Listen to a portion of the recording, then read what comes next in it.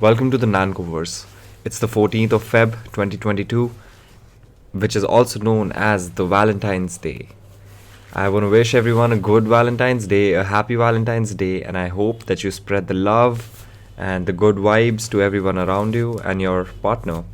I think it's always a good time to admire your partner, whoever you're with, whoever has decided to stay with you for the rest of their lives, or it could be a partner in transition, whatever. But at the same time, it's a day for love. It's a day to express love, to express friendship and camaraderie and admiration for the people around you. And it's actually quite fascinating. I was wanting to search a little bit about the history of Valentine's Day and how this really came about. It says that the history is slightly vague, although it says that Saint Valentine was a priest who defied emperor's orders and secretly married couples to spare husbands from war. I want to go a little bit into the history of the Valentine's Day and bring it to my listeners. February 14th, commonly known as Valentine's Day, is the most awaited day of the year for any couple.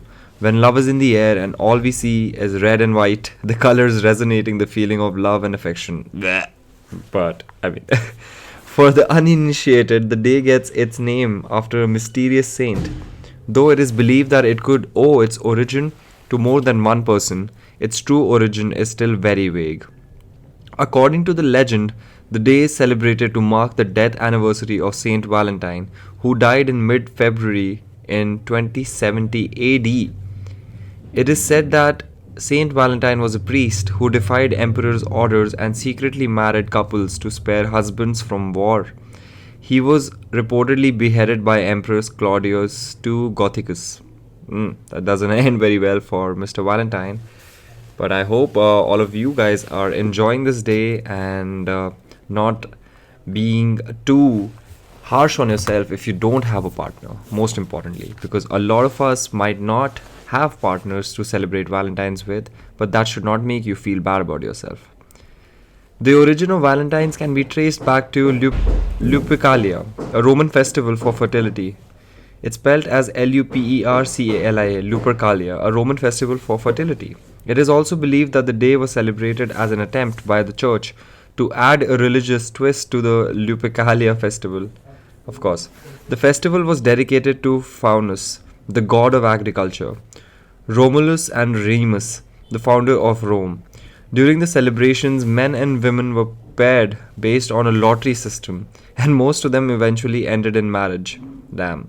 At the end of the 5th century, Pope Gelasius I decided the time of Lupercalia celebrations as the date to celebrate Saint Valentine. It is also believed that Saint Valentine was able to miraculously heal the blind daughter of his jailer. Yeah, right. Another legend says that a bishop named Saint Valentine of Terni was the true namesake of the holiday, although it is believed by the people that they are the same person. Saint Valentine became known as a patron saint of love. It was also said that he used to wear a ring with Cupid on it, the symbol of love, that helped soldiers were able to him. What does that mean? That helped soldiers were able to him. A poem written by medieval author Geoffrey Chaucer in 1381 is considered the origin of the modern celebration of love by historians. It connects Saint Valentine to the celebration of love, solidifying the belief in the history of the festival. Something really, something really interesting just happened while I was reading about the Valentines. My mic broke. Literally, the wire of my Blue Yeti microphone came off, and he is not able to bear this entire Valentine talk, bro. It's like, just give me a break. But for a lot of us, it's a fun day. It's a day where we get to express our love. And I hope everyone's having a great day. Even if you're not with a partner, just love yourself. And even if you're with a partner, love yourself. And another poem is something that I want to follow this up with. And this is something written by a man called Jocko Willink, who happens to be a former Navy SEAL. And he has written this book called Discipline Equals Freedom, Field Manual MK Mod 1, the expanded edition. And in this book, there is a collection of poems, and one of them, the title of which is Fear of Failure. Fear of failure. Fear of failure can keep you from taking the risk. It can leave you sitting there, paralyzed into not taking action. And that is obviously bad. But I don't want you to overcome fear of failure. I want you to be afraid of failure. Fear of failure is good. Fear of failure will keep you up at night, planning, rehearsing, going over contingencies. Fear of failure will keep you training hard. Fear of failure will stop you from cutting corners. Fear of failure will keep you working, thinking, striving, and relentlessly trying to be more prepared for battle. So I want you to be afraid of failing. I fear failure. But more important, I want you to be horrified, terrified of sitting on the sidelines of doing nothing. Of sitting on the sidelines and doing nothing. That is what I want you to be afraid of. Waking up in 6 days or 6 weeks or 6 years or 60 years and being no closer to your goal, you have made no progress. That is the horror. That is the nightmare. That is why you really need to be afraid of. That is what you really need to be afraid of. Being stagnant. So, get up and go. Take the risk, take the gamble, take the first step, take action, and don't let another day slip by. So important. Don't let another day slip by. You have to be gentle with yourself, but at the same time, pursuing goals is very important. It's important to make sure that we are fearful of failure so that we are able to get things done and move our asses, because sometimes that is the most important thing. The most important thing is to just pursue your goals every day and make sure that you're making progress. And if you're not, then it's good to sit and do a little bit of recalibration about what exactly is it that you're trying to achieve, and going out there and making it happen is the most important thing. Things don't happen while you just sit and not do anything. You got to make things happen. And on that note, I would want to take the news of the day towards completion, because I want to read the news as well and I want you guys to get informed with me. So let's go. So the first news for the day is something of financial importance to the country, and India's biggest company is about to go public. The Life Insurance Corporation files papers, which is it's set to begin. It's set for the biggest Indian IPO ever. LIC of India, which is the Life Insurance Corporation of India, has filed its draft share sale prospectus with the capital markets regulator SEBI, paving the way for India's largest initial public offering. There is also a possibility that LIC will become India's most valuable listed company, toppling Reliance Industries Limited after listing on the stock exchanges. LIC plans to sell 316.25 million shares, which is about 5% of its total equity base, said the draft red herring prospectus filed with SEBI, which is the Securities and Exchange Board of India. The 65-year-old LIC has a total equity base of 6.32 billion shares. Damn.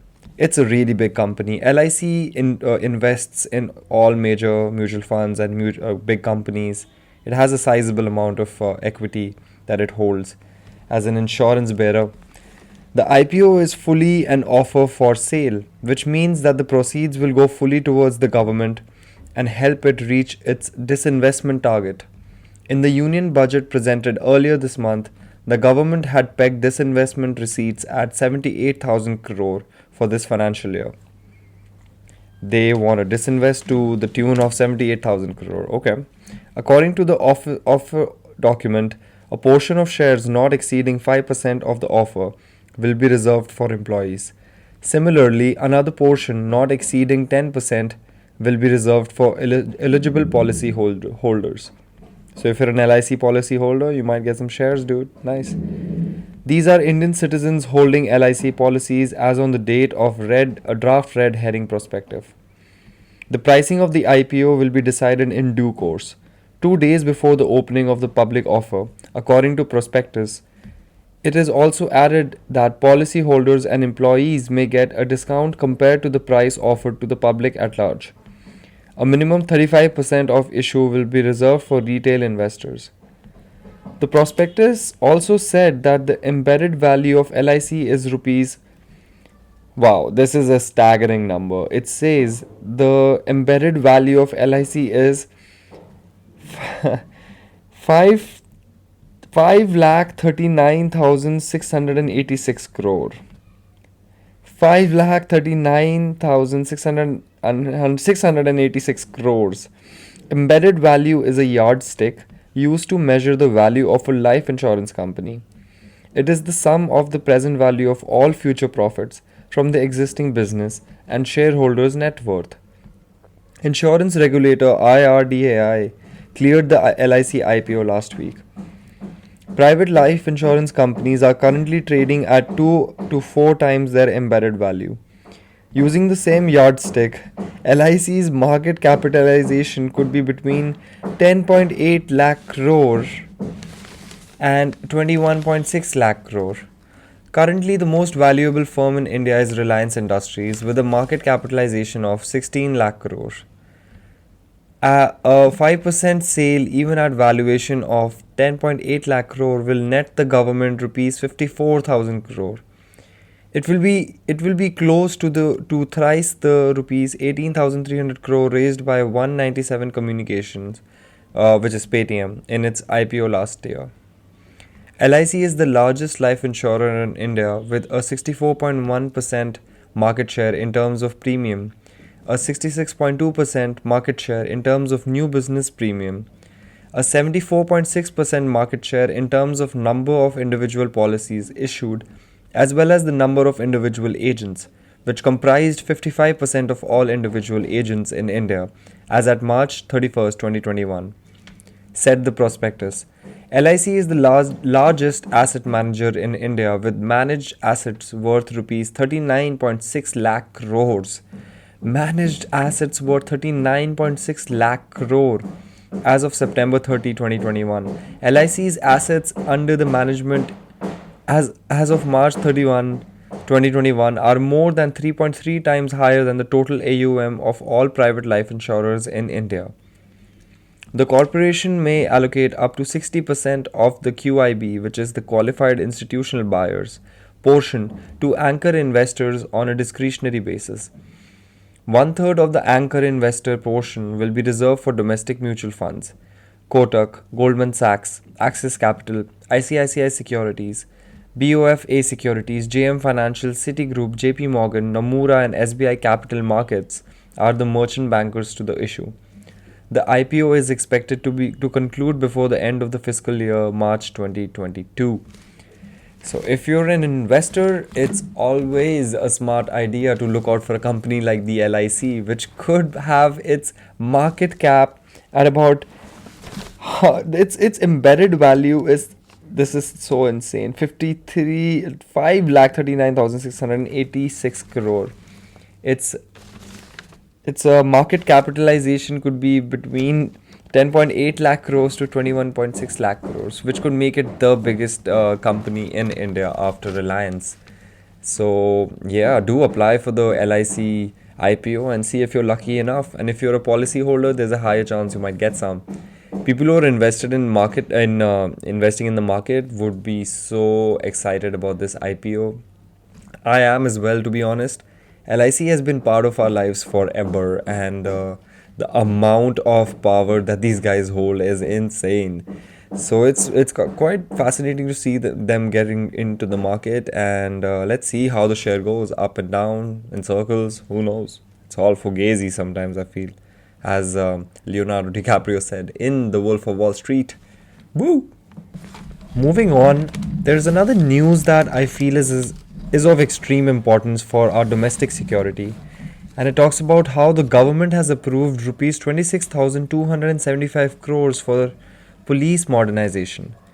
The issue of police modernization is a double-edged sword because you want the police force to be modern and you want more policemen you want more policemen on the street, man. Let's be honest. A lot of people are scared of policemen because they've not had like good experiences with them, but at the same time, as a society, we do need police people to have the modern equipment they need to be able to do their jobs well. And I personally feel this could be a good news. I'd like to read this news anyway and bring it to you guys. It says the government has approved the umbrella scheme of modernization of police force for the next 5 years with a financial outlay of rupees 26,275 crore. More than rupees 18,000 crore of this money will go towards security related expenditure in J&K. Okay, here's the rub. Left wing extremism areas and northeast. Okay, maybe they need it there. Even cities like Delhi need more cops and better modern cops, so that I read a statistic somewhere that there is one cop for every 2,600 people in our city, which is just insane. And so many of the cops are sent for VVIP duties. They don't really take care of the people. And 18,000 out of this 26,000 crores will be allocated towards Jammu and Kashmir left wing extremism areas and northeast. Quote, the approval for the period 2021-22 to 25-26 moves forward the initiative of Union Home Minister Shri Amit Shah to modernize and improve the functioning of police forces of states and union territories. This scheme comprises all relevant sub-schemes that can contribute to modernization and improvement, a Ministry of Home Affairs statement said. According to MHA, under the 5-year plan, provision has been made for internal security, law and order, adoption of modern technology by police, assisting states for narcotics control and strengthening the criminal justice system by developing a robust forensic setup in the country. Quote, the scheme for modernization of state police forces has a central outlay of Rs 4,846 crore, the statement said. The approval includes a central outlay of Rs 2,080 crore to develop operationally independent and high-quality forensic sciences facilities in state/union territories for aiding scientific and timely investigation through modernization of resources. That's a good move. It's very important. Incidentally, in the 2022-23 budget presented by Finance Minister Nirmala Sitharaman, the central outlay for, quote, modernization of forensic capacities in the coming fiscal year alone is Rs 8,976 crore. That's a lot of money. 8,976 crores for modernization of forensic capacities. I do not know what the budgeting, if it's like prudent or not, but at the same time, it is a good sign that forensic capacities are increased so that cases are investigated scientifically and not using a danda. The MHA said a central outlay of Rs 18,839 crore has been earmarked for security-related expenditure for the Union Territories of J&K, insurgency-affected northeastern states, and left-wing extremism-affected areas. Quote, with the implementation of National Policy and Action Plan for combating LWE, I think LWE is left-wing extremism, and left-wing violence incidents have come down drastically. To further pursue this accomplishment, 6 left-wing extremist-related schemes with central outlay of 8,689 crore have been approved. These schemes include special central assistance to most LWE affected districts and districts of concern to consolidate the gains, the statement said. Left-wing extremism seems to be an agenda for the government to tackle, and I hope that they spend the money properly for police modernization, and not just in these areas but also in modern town areas in Delhi and cities like Mumbai, where there's so many people and criminals are taking over, man. So I wish our police the best. I hope they get the equipment they need, and forensic teams need to get better for sure. Moving on, I would want to bring to you an editorial written by Ashok Gulati and Reena Singh, who Ashok Gulati sir happens to be the Infosys Chair Professor for Agriculture, and Reena Singh is Senior Fellow at ICRIER, which is an organization I do not know about. But this talks about the need to rethink power and fertilizer subsidies and reorient MSP and procurement policies towards minimizing greenhouse gas emissions. That's a really interesting article. I would love to read this. In the backdrop of the 2070 carbon neutrality target set by India at the COP26 in Glasgow, the Union budget for 2022-23 has listed, quote, climate action and energy transition as the four priorities for the Amrit Kal. Finance Minister Nirmala Sitharaman made a few announcements in this context, including an additional allocation of rupees 19,500 crore for solar PV modules. She also talked of co-firing of 5 to 7% of biomass pellets in thermal. She also talked of co-firing 5 to 7% of biomass pellets in thermal power plants. Quote, sovereign green bonds and a battery swapping policy. These are positive steps towards making the energy and transport sectors less polluting. Her announcements on agriculture, however, were rather limited. Agriculture contributes 73% of country's methane emissions. India has kept away from recent EU-US pledge to slash methane emissions by 30% by 2030, despite the country being the world's third largest emitter of methane. The finance minister did talk of chemical-free natural farming in a 5-kilometer wide corridor along the river Ganga, support for millets, and increased domestic production of oilseeds and Kisan drones. These were welcome steps, but they do not assure us that the environmental damage already wrought by the sector can be undone. The damage largely a result of the various kinds of subsidies on urea, canal irrigation, and power for irrigation, as well as minimum support prices, MSP, and procurement policies concentrated on a few states and largely on two crops, rice and wheat. We also know that as of January 1st, the stocks of wheat and rice in the country central pool were 4 times higher than the buffer stock requirement.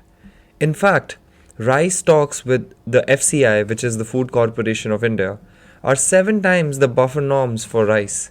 Damn. This is despite the record distribution of rice in the PDS and record exports of rice, 17.7 MMT million metric tons in 2020-21. So we have more rice and wheat stocked up than we need to, 4 times. It's quite fascinating. The financial value of these excessive grain stocks is rupees 2.14 lakh crores, of which 1.66 lakh crore is because of excess rice stocks, as per the economic cost of rice and wheat given by the FCI. Interestingly, the economic survey of 2021-22 gives an economic cost of rice and wheat higher than that reported by FCI. If one uses the survey's figures, the value of excess stocks jumps to rupees 2.56 lakh crores, with rice accounting to approximately 2 lakh crores. All this does not just reflect the inefficient use of scarce capital, the amount of greenhouse gases embedded in these stocks is also large. As per the National GHG inventory, greenhouse, the gases that is, inventory, the agriculture sector emits 408 million metric tons of carbon dioxide equivalent, and rice cultivation is the third highest source of greenhouse gases in Indian agriculture after enteric fermentation, 54.6%. I wonder what enteric fermentation means. Does anyone of you know what enteric fermentation means? This is the first time I'm hearing this. Enteric fermentation. Enteric fermentation is a digestive process by which carbohydrates are broken down by microorganisms into simple molecules for absorption into bloodstream of an animal. Oh, it's like when they say that animals takes farts. That's the reason that climate change is happening. Okay, this is not funny, but it is. Enteric fermentation also leads to greenhouse gases, about 54.6%, and fertilizer use, which is 90%. 19%. Paddy fields are anthropogenic sources of atmospheric nitrous oxide and methane, which have been reckoned as 273 and 80 to 83 times more powerful than carbon dioxide in driving temperature increases in 20 years. The amount of methane emitted from paddy fields of India is 3.396 teragram per year, or 71.32 million metric tons carbon dioxide equivalent. Two important points need to be noted here. First, India does not report nitrous oxide emissions in its national greenhouse gas inventories. India does not report nitrous oxide emissions in its national GHG inventories. There is scientific evidence that intermittent flooding reduces water and methane emissions but increases nitrous oxide emissions. Thus, lowering of methane emissions through controlled irrigation does not necessarily mean net low emissions. Second, emissions due to burning rice residues, application of fertilizers, production of fertilizers for rice, energy operations like harvesting, pumps, processing, transportation are not accounted for in the GHG emissions in rice production. A study by Vetter et al. 2017 used the Cool Farm Tool (CFT) Cool Farm Tool model to estimate annual GHG emissions by crops from production to the farm gate. It reported emissions of 5.65 kg carbon dioxide equivalent of GHG per kg of rice. Moreover, paddy fields require about 4,000 cubic meters of water per ton of rice for irrigation. I would like to repeat this. Moreover, paddy fields require about 4,000 cubic meters of water per ton of rice for irrigation. That's a lot of water. 400 cubic meters. I don't even know how to put this if I had to see it visually. Even if half of that percolates back to the groundwater, excess stocks of 46 million metric tons of rice embed about 92 billion cubic meters of water, as well as 260 million metric tons of carbon dioxide equivalent. According to the IMF, the world needs a carbon tax of $75 per ton by 2030 to reduce emissions to a level consistent with the 2 °C warming target. India does not have an explicit carbon price yet, but many countries have begun to implement carbon pricing. Sweden leads the pack with a carbon price as high as $137 per ton of carbon dioxide equivalent, while EU is at $50 per ton of carbon dioxide equivalent. It is high time for India to announce indicative carbon pricing and create a vibrant carbon market to incentivize green growth in Amrit Kal.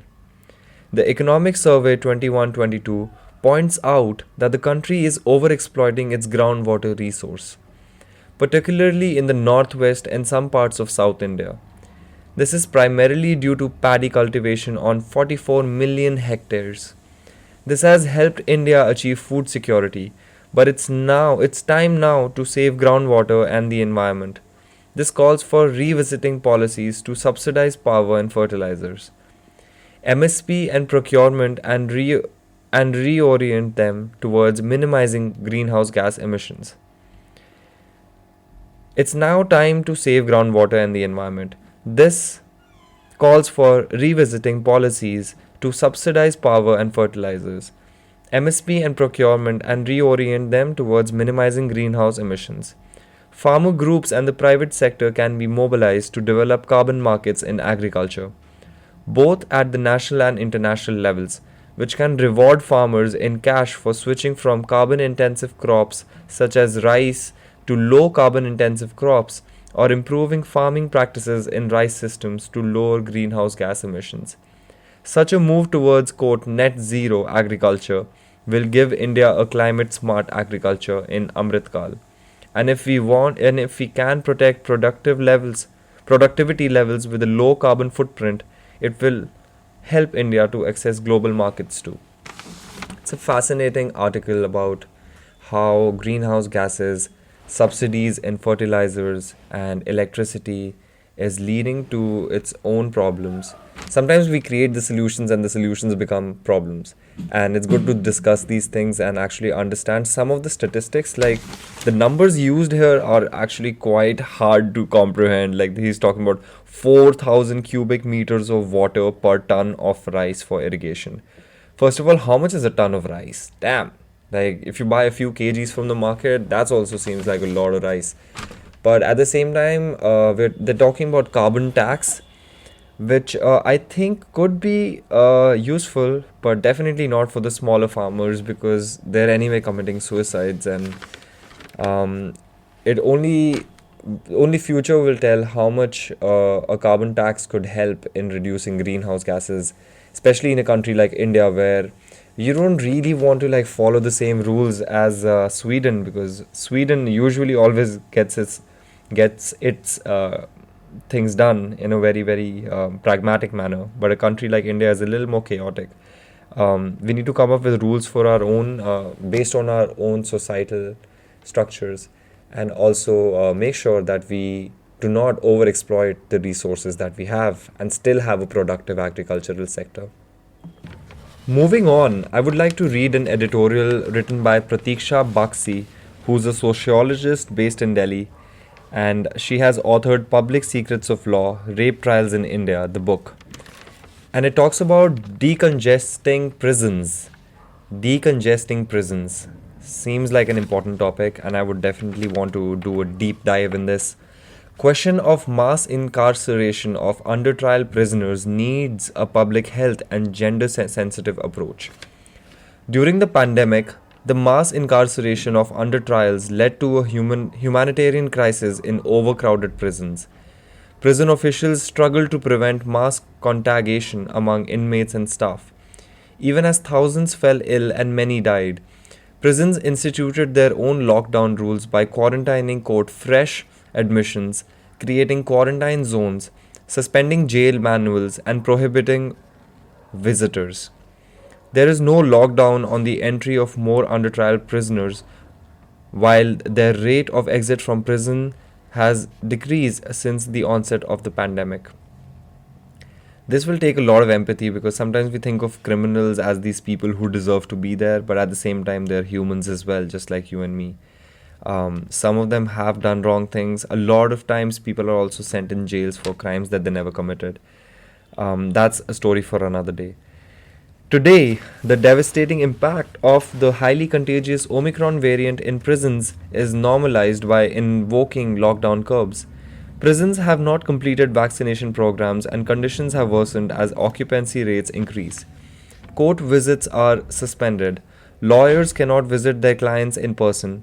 Prison visits have stopped, even if families and visitors are vaccinated and follow COVID appropriate behavior. Experts tell us that the main reason for, quote, overcrowding in our prisons is due to the mass incarceration of pre-trial prisoners. The penal policy of the state has not focused on decriminalization. Instead, it has resulted in a shocking 31.8% increase in the incarceration of the number of under trial prisoners, an increase in imprisonment of detainees by 40.1% from 2015 to 2020. Jail is the rule rather than the exception. The prison statistics of 2020 show that more than 70% of such under trial prisoners are from marginalized classes, castes, religions, and genders. Under trials, people in jail just gives me a little bit of goosebumps, because they haven't been proven guilty yet, but they are in jail. Jail happens to be the rule rather than the exception, which is an extremely disturbing fact. In 2020, as the national lockdown was announced, the Supreme Court of India issued directions to set up high-powered committees in each state to decongest prisons. In contagion of COVID-19 virus in prisons, the Supreme Court of India held that, quote, the requirement of decongestion is a matter of concerning health and right to life of both the prison inmates and the police personnel working. However, most HPCs did not adopt classification based on the right to life or health, nor were these gender sensitive. HPCs are high powered committees.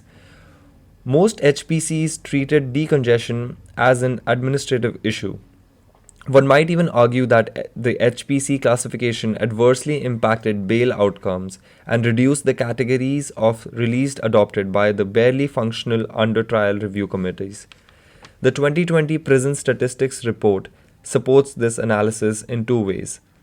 First, it reveals that as compared to 2019, Quote, the release of convicts has declined by 41.2%, and the release of under trials has declined by 19.6% in 2020. Second, as compared to 2019, the number of under trial prisoners increased by 11.7%, and the number of detentees increased by 11.4% in 2020. Detenues. The pandemic saw the creation of new dockets, which were mainly related to violations of lockdown law under Section 188 of IPC, which is disobedience to order duly promulgated by public servant. Damn. In 2019, there were 29,469 cases registered under this section. In 2020, this increased to a staggering 6,12,179 cases. Other laws were also used, including local laws, leading to 16,43,690 more cases being registered in 2020 as compared to 2019. No amnesty has been announced for these offences, nor has the misuse of the quote epidemic laws seen judicial review. As prisons instituted a lockdown on public accountability, the rates of custodial deaths have increased by 7% in 2020. Custodial deaths really shake my consciousness. So-called unnatural deaths, which include suicides, accidents, and murders in prisons, increased by 18%. There is no information on why 56 inmates died in 2020. These figures prove that the lockdown rules in prisons increase custodial violence and disease. I can only imagine, there was so much increase of violence in families, let alone jails. These lockdown rules, unfortunately, are now normalized by the fiction that the HPCs, which is the high-powered committees, will decongest and oversee the pandemic-induced crisis. Public interest appeals to the committees to adopt a public health and gender-sensitive classification to decongest the most overcrowded prisons in the country were rejected. Take the example of the approach to incarcerating pregnant women in prisons. In May 2021, the Delhi HPC directed the pregnant under trials or mothers with children will be released on interim bail for 3 months. While releasing pregnant women for 3 months, the HPC did not factor in which trimester each woman was in. If a woman was in labor or delivered a baby 3 months later, she was expected to surrender or go to court. Man, we really forget people need help. Pregnant under trials who fell into the HPC's exclusion clause, such as foreign national prisoners, were not released.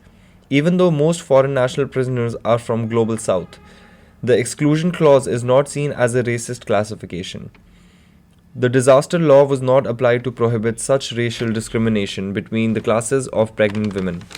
Nor did the courts rule unequivocally that custodial childbirth and incarcerated pregnancy is a specific form of cruel and inhuman punishment that is inflicted on women in prisons. Or honor the UN Bangkok rules, which state that, quote, non-custodial means should be preferred for pregnant women during pre-trial phase. Surely it is high time that governments and courts adopt a public health and gender-sensitive approach to the question of mass incarceration of under-trial prisoners. The participation of prison watchdogs in bringing accountability to these dark custodial spaces must be restored. The decline in the rate of release of under-trials from prison and the increase in custodial deaths must be named as a humanitarian crisis, and the bureaucratic approach of the HPCs should be reviewed. Courts must privilege prisoners' experiences of, quote, lockdown, prisons rather than pay lip service to dead letter reform. It is time to end the law's attachment to inflict cruel, inhuman, and degrading punishment on pre-trial prisoners. The mass incarceration of pre-trial prisoners must be abolished. This is true, the mass incarceration of pre-trial prisoners must be abolished. Surely institutionalized indifference to the cruel and inhuman conditions of custody must be abhorrent to any society. This is a really fascinating article written by Pratiksha Bakshi. Moving on, I would want to read this editorial written by Arun Prakash and Ashok Hukku. Arun Prakash, sir, is a former Indian naval chief and Ashok Hukku was a major general in the Indian Army. And they have written about none other than our big nemesis and competitor, a country that we need to learn from and also keep our eyes on, which is China. Dealing with China, Delhi's naive optimism, evident since 1962, must give way to pragmatism. That's true.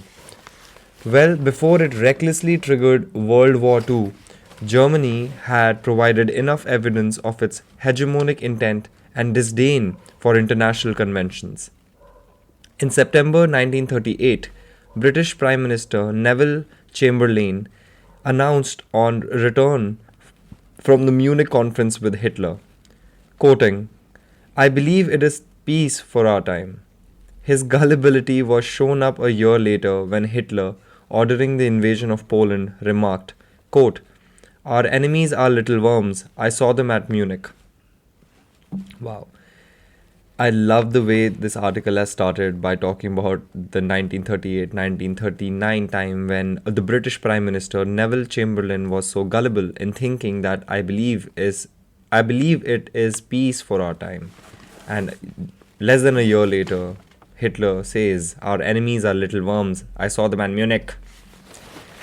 India's, quote, Munich moment came in 1962 with the egregious misreading of China's intent by a naive political leadership, leading to a humiliating military defeat in the Sino-Indian War. On October 20, 1962, India's 7th Infantry Brigade was overrun by the 11th Division of the People's Liberation Army at Namkachu. The Indian soldiers fought gallantly, often to the last man and the last bullet, but in vain. Similar actions took place elsewhere in Nefa, now Arunachal, and Ladakh. The rout lasted all the way up to November 20, when the Chinese declared a unilateral ceasefire and withdrew 20 kilometers behind the line of actual control. The LIC had been described by PM Zhou Enlai in 1959 as confirming to, quote, the so-called McMahon line in the east and the line up to which each side exercises actual control in the west. India did not agree with this definition, but its failure to diplomatically contest and militarily defend this line gave China physical control of 38,000 square kilometers of the Aksai Chin Plateau in 1962. Subsequently, China has claimed 84,000 square kilometers of Arunachal Pradesh as part of, quote, southern Tibet. This is probably no precedent where two belligerents, after fighting a, quote, border war, have left their disputed boundary undetermined and unmarked for 60 long years. Indian politicians and diplomats used to derive satisfaction from having delinked the border issue from the rest of the Sino-Indian relationship and rejoiced as bilateral trade, though adversely balanced, zoomed past the $100 billion mark. It is adversely balanced. We need to stay aware of that. But to a layman, it appeared that by neglecting to pursue a negotiated demarcation of the LIC and by glossing over repeated territorial incursions as, quote, differences of perception, our security elite had played into China's hands. The government's stand that, quote, no Indian territory has been occupied by China, seen in the light of the May 2020 sanguinary clash in Galwan and the 22-month Sino-Indian military standoff, has confused the citizens and raised many concerns. In Ladakh, if the Chinese have indeed not encroached on our territory, then why are our troops unable to access previously established, quote, patrolling points? And what exactly are the, quote, friction points that find frequent mention in communiques? In Arunachal are the freshly built Chinese enclaves and the towns renamed by them located in Indian territory? Finally, what has been the outcome of 22 meetings of the special representatives, and why have military commanders failed to achieve disengagement, leave alone de-escalation, in 14 meetings? These conundrums indicate that from Jawaharlal Nehru's desperate optimism encapsulated in the, quote, Hindi China Bhai Bhai nostrum to PM Modi's sustained engagement with Xi Jinping, Beijing has deviously managed to camouflage the true motivation behind its actions, as well as its long term intentions vis a vis India. New Delhi, on its part, has failed to evolve a strategy to counter China's designs or even issue a white paper to explain the dimensions of this challenge to Parliament and the public.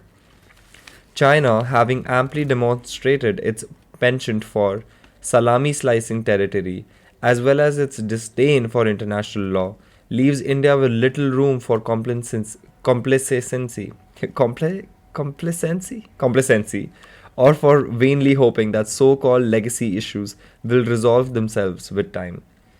It is therefore vital to deconstruct China's elaborate charade and to halt the covert by steady hemorrhaging of Indian territory. While jingoism has its place in politics, we must be realistic enough to understand that neither conquest nor reconquest of territory is possible in a nuclearized South Asia. India's parliament and government should now accord utmost priority to establishing settled, viable, and peaceful international boundaries all around. Only then will India be able to focus on nation building and socio-economic development without interruption. A few pragmatic options offer themselves for resolving the Sino Indian imbroglio. That's such a beautiful word they've used. Imbroglio. I don't even know what that means. A few pragmatic options offer themselves for resolving the Sino-Indian imbroglio. I'm gonna search this. It has a bro in it. Woo! Imbroglio means an extremely confused, complicated, or embarrassing situation. Imbroglio. Imbroglio. Imbroglio. Imbroglio. Imbroglio. Nice. For resolving the Indian Sino imbroglio. First, India could exhume and revive the offer reportedly made by PM Zhu Enlai in 1960, seeking strategic depth for Highway 219 that links Xinjiang with Tibet across Aksai Chin. Zhu had suggested negotiating a quote, quid pro quo, wherein China would recognize the McMahon line in exchange for India making certain adjustments in the West.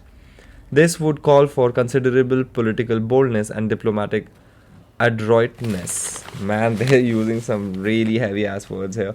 Adroitness. Have you guys ever heard this word? Adroitness. Adroitness. Adroitness. Adroitness. Adroitness. Adroitness. Cleverness or skill. Nice. Adroitness. Beautiful word. Diplomatic adroitness. A second option would be for India to bring sustained pressure to bear on China on the diplomatic, trade, and psychological fronts and await results. At the same time, Indian forces must remain poised for swift, direct action, seizing unoccupied territory and holding on to it as bargaining chip. The surprise capture of the tactical heights on the Kailash range by our special forces brought severe psychological pressure on Beijing and must serve as a template. While skirmishes and physical confrontations may take place, it is considered most unlikely, for several reasons, that China would take on India in a major or even limited conflict. A third option lies in the maritime domain, where opportunities exist both for power balancing via partnerships as well as direct naval action. China's economy and industry are overwhelmingly dependent on uninterrupted seaborne trade and energy. Thus, China's Indian Ocean sea lanes constitute a jugular vein that India could threaten via trade warfare.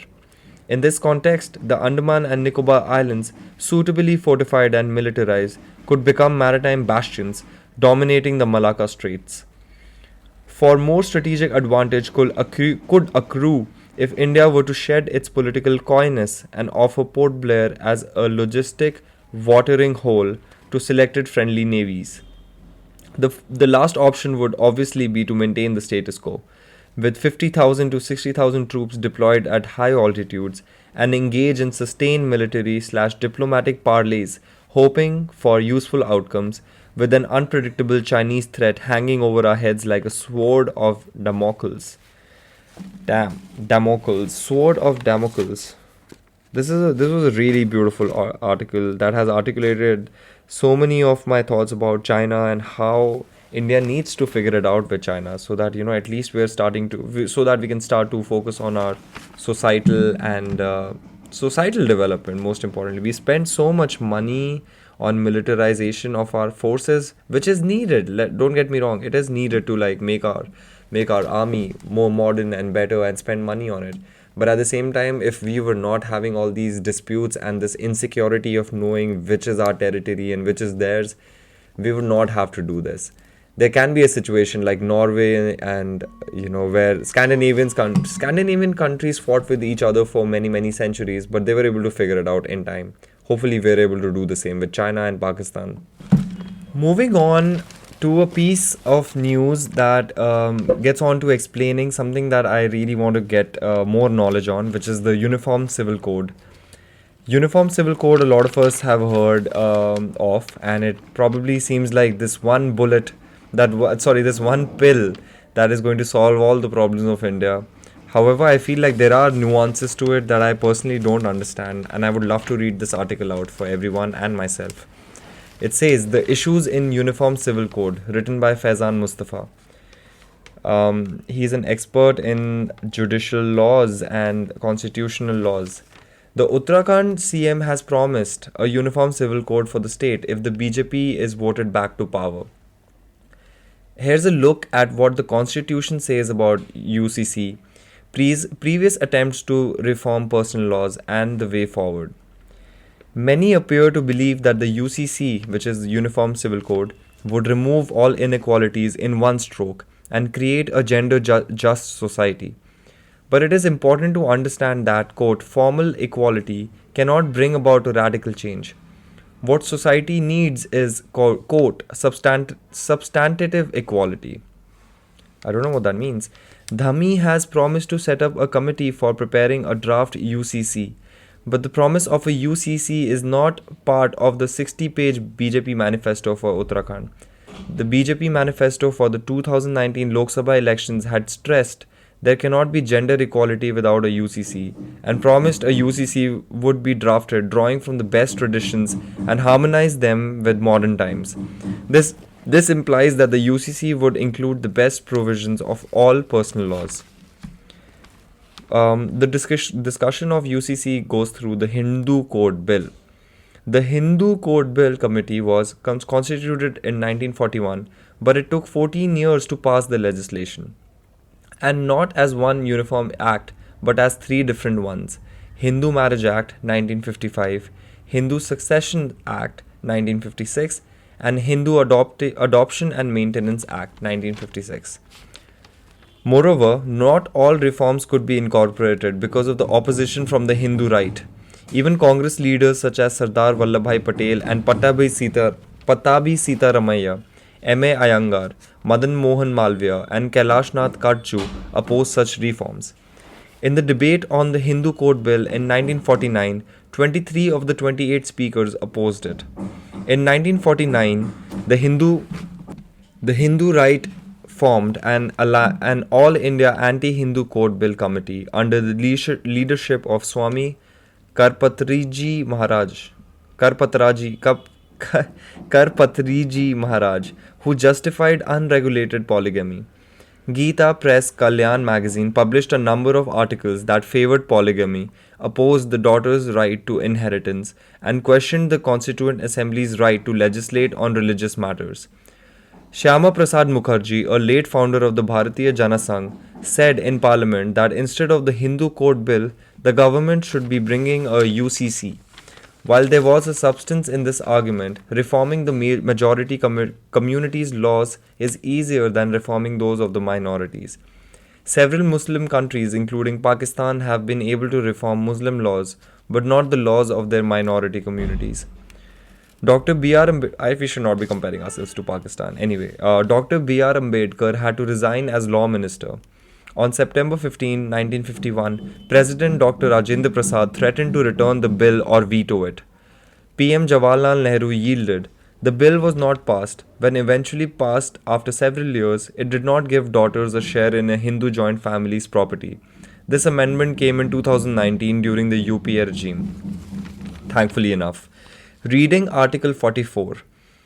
Article 44 of the Constitution says, the state shall endeavour to secure for citizens a uniform civil code throughout the territory of India. The definition of quote state as given in the Article 12 includes the government and parliament of India. While Article 44 uses the phrase state shall endeavour, other articles in the Directive Principles chapter use expressions such as in particular strive, shall take steps, shall promote with special care, shall in particular direct its policy, shall regard its primary duty, shall be obligation of the state, etc. All of these mean that the duty of the court is far greater in other directive principles than in Article 44. While Article 43 mentions that the state shall endeavour by suitable legislation, the phrase by suitable legislation is absent in Article 44, which indicates that the framers did not intend enactment of uniform civil code by a single legislation. Diversity in personal law. It is erroneous to assume that India has different personal laws because of religious diversity. As a matter of fact, the law differs from state to state. Under the Constitution, the power to legislate in respect of personal laws rests with both Parliament and state assemblies. Preservation of legal diversity seems to be the reason for inclusion of personal law in the concurrent list, entry number 5. Had uniformity of laws been the primary concern, personal laws would have been included in the union list with the parliament having the exclusive jurisdiction to enact laws on these subjects. Bringing amendments to central personal laws with enactments such as the Hindu Marriage Act is possible under entry 5, but this power cannot be stretched to include enactment of a uniform civil code for the whole of India. Once the legislative field is occupied by parliamentary legislation, states do not have much freedom to enact laws. Such laws would require presidential assent under Article 254. It is also a myth that Hindus are governed by one uniform law. Marriage among close relatives is prohibited in the north but considered auspicious in the south. Lack of uniformity in personal laws is also true of Muslims and Christians. The constitution itself protects the local of Nagaland, Meghalaya and Mizoram. As an example, take Goa, often cited as a state that already has a UCC, but Hindus of Goa are still governed by the Portuguese family and succession laws. The reformed Hindu law of 1955-56 is not applicable to an unreformed Shastric Hindu law on marriage, divorce, adoption and joint family remains valid.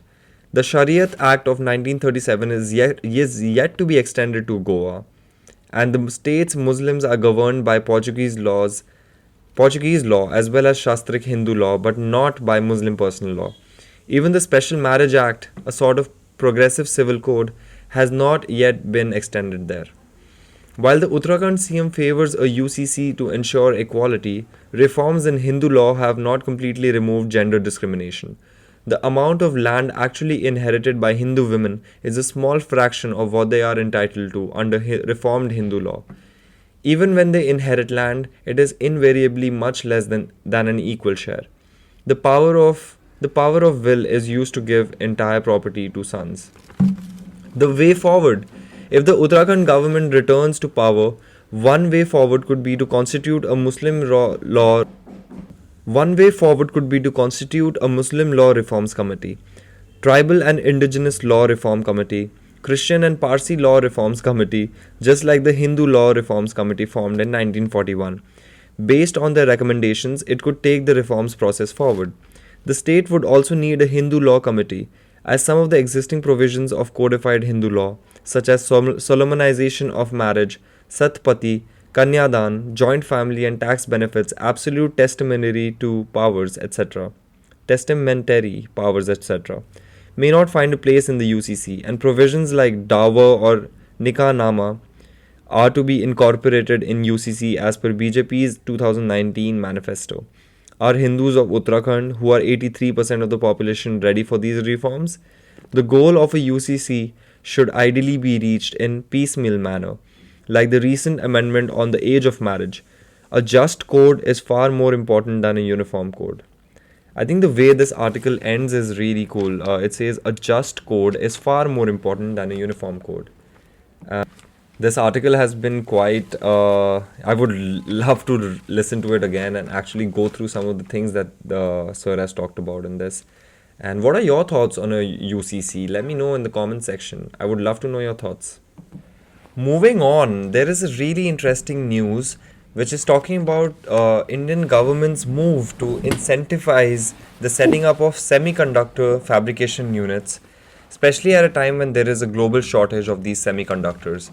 I think this is an extremely important news development, and I would love to go into this. So, there's been a nod to at least one global chip maker by March 31st, 2024 target for the first fab unit, which is a fabrication unit for creating semiconductors. The Ministry of Electronics and Information Technology is likely to target 2024 for the formal opening of country's first semiconductor fabrication unit, the senior government official said. The ministry plans to approve the application of at least one big global semiconductor fabrication company before March 31st and give the winning bidder 700 to 750 days to complete the construction of the new unit. An official said, apart from the main factory unit, a plan for on-site housing of all employees may also be approved. Quote, we have actively engaged with all the leading companies over the last 2 months.